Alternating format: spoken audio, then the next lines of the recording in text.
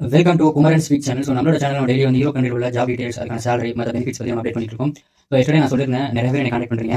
அதே மாதிரி நிறைய பேர் இப்போ நம்மளை ஃபாலோ பண்ண ஆரம்பிச்சிட்டீங்க. ஸோ எல்லாருமே கண்டிப்பாக ஒரு நல்ல ஜாப் எடுத்து கொடுக்கணும் அப்படின்னு ஆசைப்படுறேன். நிறைய பேர் மெசேஜ் பண்ணுறீங்க.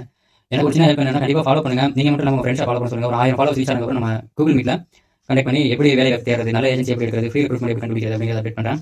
இப்போ பார்த்தீங்கன்னா எனக்கு நார்வேல ஓப்பனிங்ஸ் இருக்குது அப்படின்னு ஒரு ஏஜென்சியில் கான்டெக்ட் பண்ணாங்க. ஸோ சேலரி வந்து ஒரு 1,80,000 மாதிரி சொன்னாங்க. அது கட்டக்கூடிய அமௌண்ட் பார்த்தீங்கன்னா 6 லட்சம் பக்கம் கட்டணும் அப்படிங்கிற மாதிரி சொன்னாங்க.